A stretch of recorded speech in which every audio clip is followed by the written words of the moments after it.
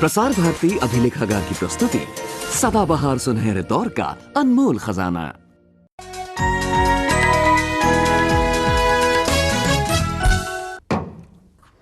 हाय, मैं हूं आपका दोस्त क्रिस्टोफर दारूवाला अपने इस हाइडआउट में where I want to explore all the time। आज भी मैं आपके लिए एक खास एक्सपेरिमेंट ले आया हूं। पेपर, ग्लास में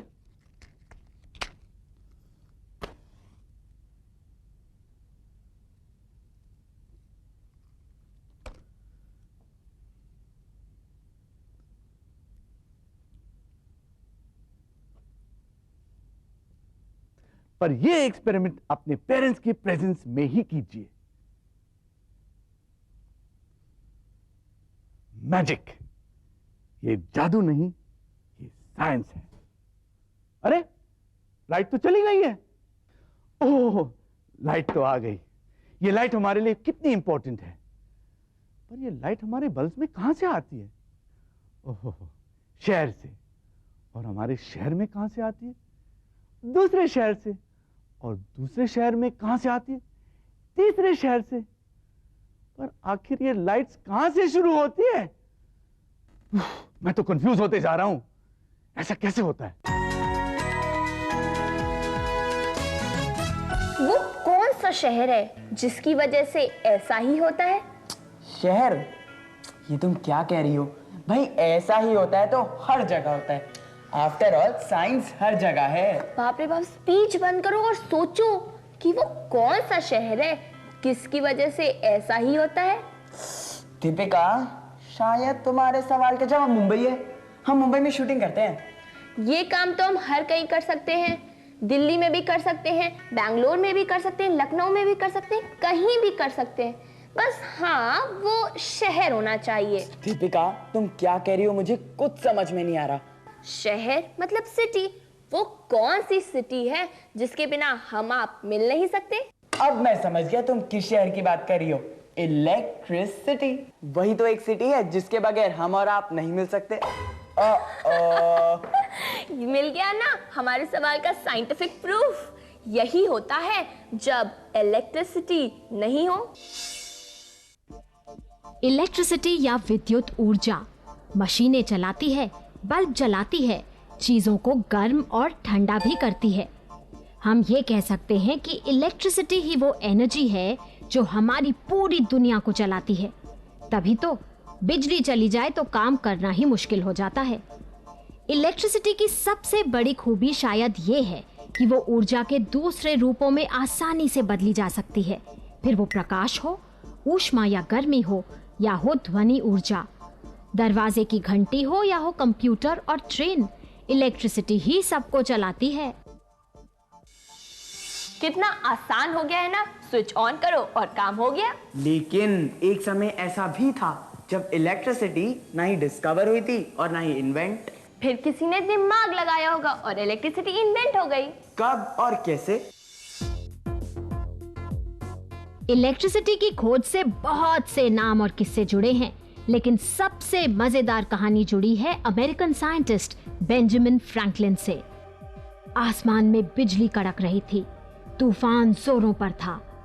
ऐसे में फ्रैंकलिन ने एक रेशमी पतंग पर एक लोहे की चाबी लगाकर उसे हाथ में पकड़ा। उनके हाथ में एक और लोहे का टुकड़ा भी था। फिर पतंग को आसमान में ऊंचा उड़ाया। जब बिजली कड़की तो इलेक्ट्रिकल करंट चाबी से होता हुआ उनके हाथ तक पहुंचा। बेंजामिन फ्रैंकलिन को झटका लगा, लेकिन उन्होंने साबित कर दिया कि आसमान में चमकती बिजली भी इलेक्ट्रिसिटी ही थी। ये एक बड़ी खोज थी, लेकिन फ्रैंकलिन की जान भी जा सकती थी। डिस्कवरीज और इन्वेंशंस की कहानियां बड़ी मजेदार हैं। तो जानते हैं इलेक्ट्रिसिटी के बारे में कुछ और। चलते हैं सीधा K2 के पास। Hello K2, balloon rockets. Let me guess, आप बल के एक्शन रिएक्शन फोर्स पर काम कर रही हैं, राइट? अरे वाह, तुम लोग तो बड़े साइंस एक्सपर्ट हो गए हो। लगता नहीं है ज्यादा दिन के लिए तुम लोगों को मेरी जरूरत पड़ेगी। For once K2, you're wrong। आपके बिना भला साइंस में क्या मजा? हमें तो आपके साथ साइंस खेलने में बड़ा मजा आता है। और हमेशा की ही तरह हम ले आए हैं एक और सवाल। पूछो। सवाल ये है, जब इलेक्ट्रिसिटी नहीं होती हम कितना लॉस्ट फील करते हैं। ऐसा लगता है मानो सारा काम थम गया हो। पर केटू, एक समय तो ऐसा था जब इलेक्ट्रिसिटी थी ही नहीं, तब क्या? लगता है आज का सवाल जुड़ा है इलेक्ट्रिसिटी मतलब बिजली से। शिवम, तुमने अपने बाल नहीं बनाया? बनाए तो हैं केटू। वैसे इसके बाल तो ऐसे ही हैं, प्लीज यू नो। फिक्र मत करो, मैं हूं ना, अभी ठीक कर देती हूँ। Wow K2, new hairstyle. Hairstylist K2. यहाँ गलत हो गई। केटू नहीं, स्टैटिक इलेक्ट्रिसिटी मतलब स्थिर विद्युत। कभी बाल खड़े कर देती है तो कभी हल्का सा झटका मार देती है। स्टैटिक इलेक्ट्रिसिटी या स्थिर विद्युत एक ऐसा इलेक्ट्रिकल चार्ज है जो एक ही जगह रहता है। हमारी टोली तैयार है स्थिर विद्युत से खेलने के लिए। हम जानते हैं कि कुछ चीजों के आपस में रगड़ने से मतलब घर्षण से स्टैटिक इलेक्ट्रिसिटी बनती है। अब तक तो चार्ज बन चुका होगा स्टैटिक इलेक्ट्रिसिटी का चार्ज। साबित भी हो गया। स्टैटिक इलेक्ट्रिसिटी ही तो थर्मोकॉल की इन हल्की बीड्स को आकर्षित कर रही है। एक साइंटिफिक फैक्ट, अगर हवा में नमी होती है, ह्यूमिडिटी, तो स्थिर विद्युत कम बनती है। जितनी ड्राई एयर उतनी अधिक स्टैटिक इलेक्ट्रिसिटी। स्टैटिक इलेक्ट्रिसिटी का ये चार्ज तब बनता है जब रगड़ने या टकराने से एक चीज के इलेक्ट्रॉन्स दूसरी चीज में चले जाते हैं। केटू, हमने स्कूल में इलेक्ट्रिसिटी की थ्योरी पढ़ी, उसे याद भी कर लिया, उस पर एक टेस्ट भी लिख लिया, फिर भी कुछ समझ में नहीं आया। केटू, मेरी भी समझ में नहीं आया कि कैसे एक बॉडी के इलेक्ट्रॉन्स दूसरी बॉडी में जाते हैं। इलेक्ट्रॉन्स तो सब एटॉमिक पार्टिकल्स हैं, फिर एक बॉडी से दूसरी बॉडी में, बहुत गड़बड़ है। ये तो गड़बड़ है, और गड़बड़ और साइंस का कोई नाता नहीं। और मिस्टर, साइंस को कभी रटने की जरूरत नहीं पड़नी चाहिए। कुछ इंटरेस्टिंग करते हैं। दीपिका, वो बॉक्स वहां से ले आओ। आपके लिए सरप्राइजिंग एक्सपेरिमेंट। मैं बिना सनलाइट के आपके लिए फूल खिला के दिखा देता हूं।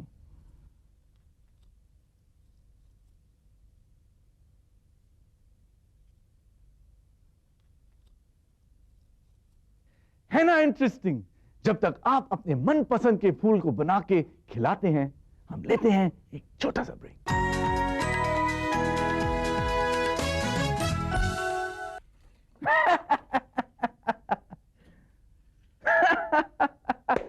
Mission successful. मैंने एक ऐसा इंस्ट्रूमेंट बनाया है जिससे जो भी मेरे हाइडआउट में आएगा मुझे पता लग जाएगा। है ना इंटरेस्टिंग मॉडल?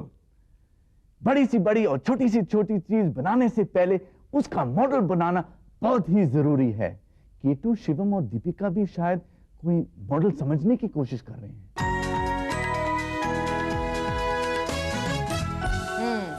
ये बन गया हमारा एटम का स्ट्रक्चर।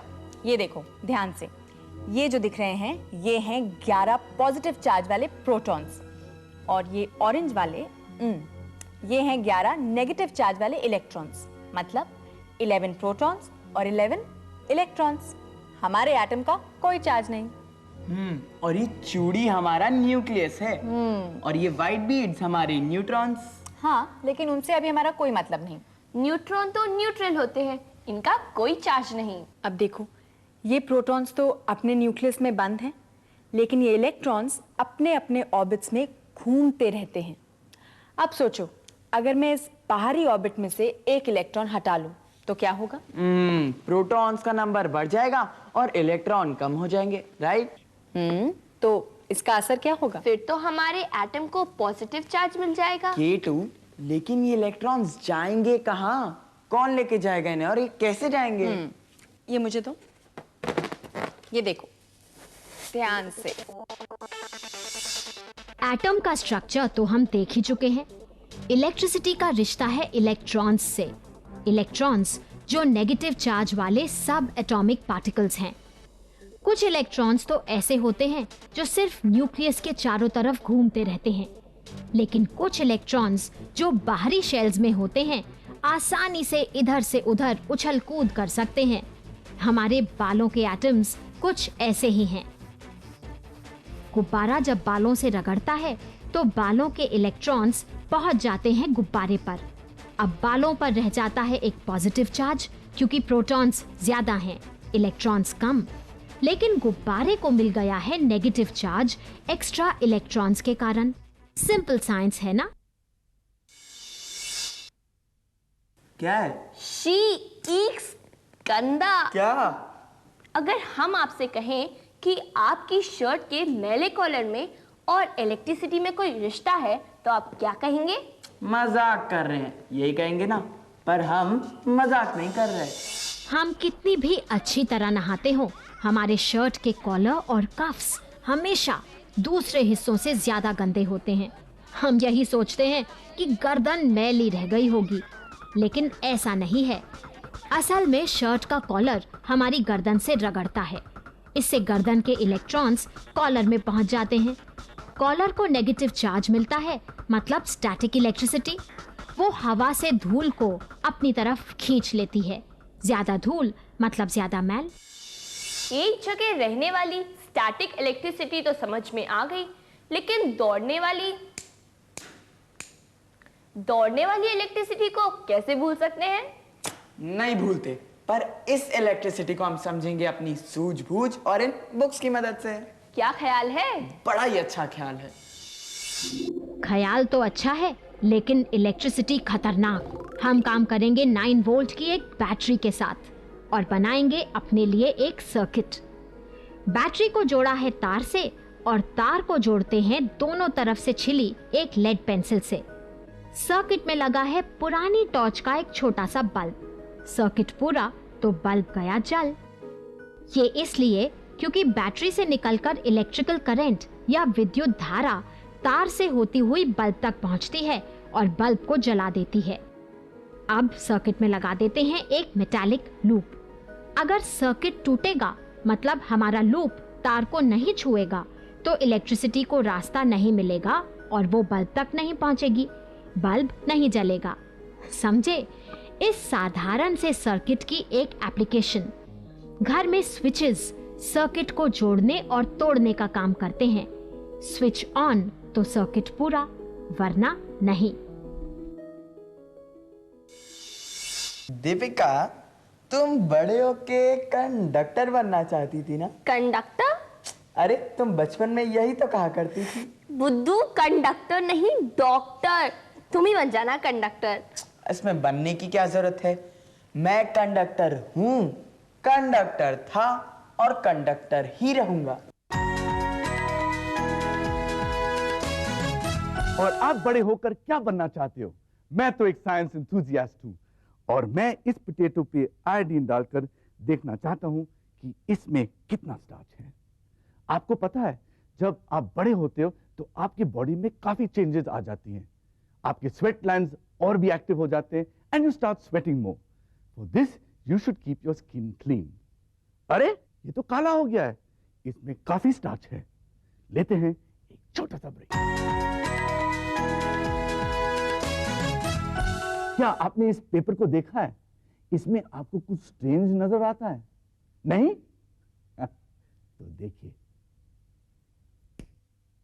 ये तो जल ही नहीं रहा। Oh, by the way, do this when your parents are around. Be safe. अब मैं बताता हूं इसकी राज की बात। थोड़ा सा केमिकल और हीट एनर्जी और कर दिया मैंने कमाल। एनर्जी बहुत फॉर्म्स में होती है। हम बात कर रहे हैं इलेक्ट्रिकल एनर्जी की। एक ऐसी एनर्जी की जिसके बिना आज का युग चल ही नहीं पाता। और इस इलेक्ट्रिकल एनर्जी को चलने के लिए जिस चीज की जरूरत है वो है एक कंडक्टर। एक कंडक्टर जो आप हैं, मैं हूं और ये भी हैं। मैं भी हूँ। तो पता लगाते हैं कौन नॉन कंडक्टर है और कौन कंडक्टर। भाई पता तो लगाना ही पड़ेगा। भाई इलेक्ट्रिसिटी के घर तक पहुंचने की बात है। कंडक्टर्स या चालक मतलब वो जो अपने में से बिजली के करंट को आसानी से बहने दें। साइंटिफिक भाषा में इनके एटम्स कुछ ऐसे हैं जिनके इलेक्ट्रॉन्स आसानी से इधर उधर भाग दौड़ कर सकते हैं। ज्यादातर मेटल्स और पानी भी बिजली के बढ़िया चालक हैं।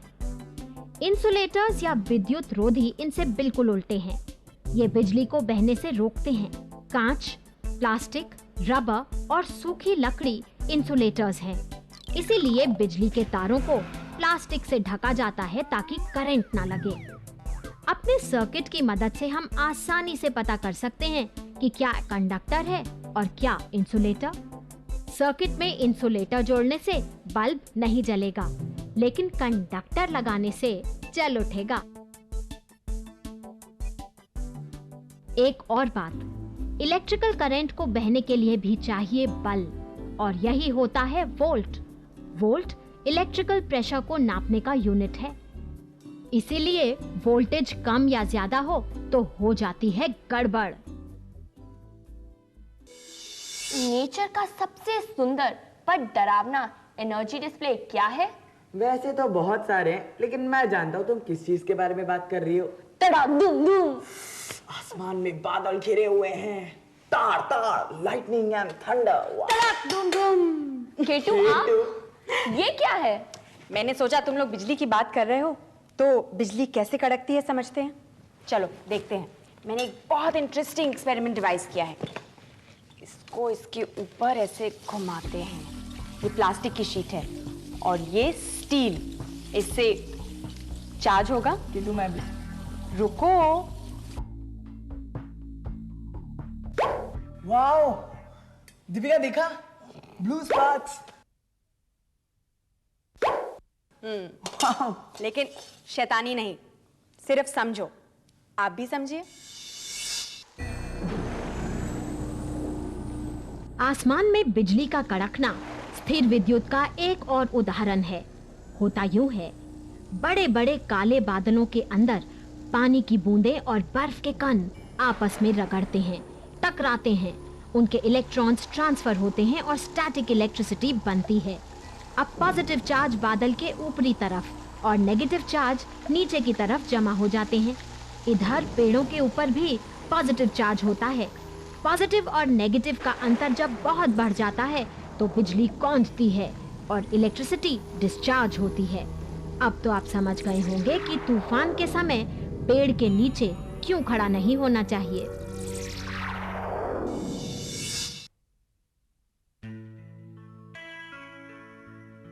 एक बार फिर कड़की बिजली। इस एक्सपेरिमेंट को करने के बाद हम ये कभी नहीं भूल सकते कि बिजली कैसे कड़कती है। तो आप भी कीजिए एक्सपेरिमेंट, बहुत मजा आता है भाई। हमारी साइंस की दुनिया की यही तो खासियत है। पर आजकल है ना, हमारी केटू बड़ी परेशान है। नाम बदलने की बात कह रही थी। पता है क्यों? खुद ही पता कर लीजिए। पूछ रहे हैं नाम क्यों बदलना पड़ेगा? अरे केटू मेरा नाम है ना, मतलब क्यों और कैसे। लेकिन मुझसे ज्यादा क्यों और कैसे आप लोग मुझसे पूछते हैं, तो नाम तो बदलना पड़ेगा। लेकिन इसी में तो साइंस का मजा है। आप पूछते रहे हमसे सवाल और हम ढूंढते रहे उनके जवाब। इस हफ्ते का सवाल है बड़ा पुराना। पूछ रहे हैं डायनासोर्स के बारे में। डायनासोर्स पूछते हैं, डायनासोर्स किस रंग के थे और वो हम इंसानों पर अटैक करके क्या हमें खा जाते थे?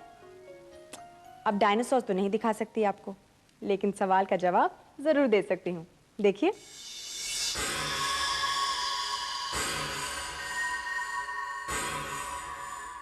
डायनासोर्स हमारी पृथ्वी पर रहने वाले अब तक के सबसे विशाल प्राणी। ये किस रंग के थे ये कहना तो बड़ा मुश्किल है, क्योंकि डायनासोर्स के बारे में हमें जो कुछ भी पता है वो पता है फॉसिल्स या जीवाश्मों से, और जीवाश्म किसी चीज का रंग नहीं बता सकते। अब रही बात कि क्या डायनासोर्स आदमी पर अटैक करते थे और खा जाते थे, तो जवाब है नहीं, ये इम्पॉसिबल है, क्योंकि जब तक हम इंसान इवॉल्व होकर इस पृथ्वी पर आए तब तक डायनासोर्स एक्सटिंक्ट हो चुके थे, खत्म।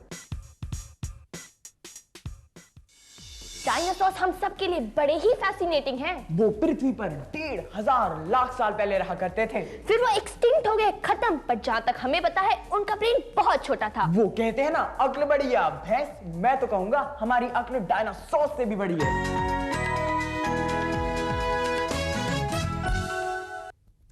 थंब पेंटिंग के लिए क्रिएटिव होना जरूरी है। जो मेरे किटकिट में तो है ही नहीं। मुझे अभी पता लगा है कि फ्रॉगी एक ऐसा वर्टिब्रेट है जिसका ब्रेन दूसरे वर्टिब्रेट से छोटा होता है, तभी तो ये किटकिट कुछ बोल नहीं पाता। पर पिट-पिट वो तो काफी कुछ बोलता है।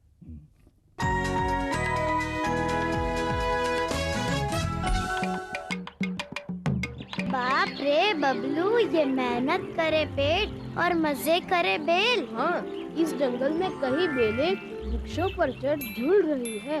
कुदरत का यही है खेल, इस पेड़ पे चढ़कर बेल किरणों से करे मन मेल। जीवन है इसको सुहाए, अनुकूलन ये कहलाए। मतलब कि अपने आप को किसी भी युक्ति से जीवित रखना अनुकूलन यानी कि एडेप्टेशन है। हाँ, बिल्कुल ठीक। एक अनुकूलन तो प्रकार्यात्मक अर्थात फंक्शनल अनुकूलन कहते हैं, और दूसरा इसे प्रजनात्मक या रिप्रोडक्टिव अनुकूलन कहते हैं। याद रहा पिंकी? एक तो फंक्शनल और दूसरा रिप्रोडक्टिव। इस वर्षावन में बहुत से पेड़ पौधे कम प्रकाश में भी फोटोसिंथेसिस यानी प्रकाश संश्लेषण करके जीवित रह लेते हैं, और कुछ पेड़ों से लिपटकर ऊपर तक पहुंचकर यह क्रिया करते हैं। ये आधार अनुकूलन भी है। कैक्टस और पाम रूट भी ऐसा ही अनुकूलन अपनाते हैं, है ना? हाँ, अपने तनों में या पत्तों में, जड़ों में इतना पानी संग्रह कर लेते हैं कि लंबे समय तक रेगिस्तानों में पानी ना मिले तब भी जीवित रहते हैं। पिट खेतों में जो फसलें उगती है ये तो एक ही मौसम में नष्ट हो जाती है। ये अनुकूलन नहीं कर पाती है क्या? ये अनाज देने वाली वनस्पतियाँ इतने सारे बीज पैदा करती है कि दूसरी फसल में फिर उतना ही उगा लिया जाए। ये प्रजनात्मक यानी रिप्रोडक्टिव अनुकूलन है। अन्य पेड़ पौधे दीर्घजीवी प्रजनन क्रिया करते हैं और लंबे समय तक जीवित रहते हैं। यही वनस्पतियों का अनुकूलन है। हाँ, अनुकूलन से ही जीवन है।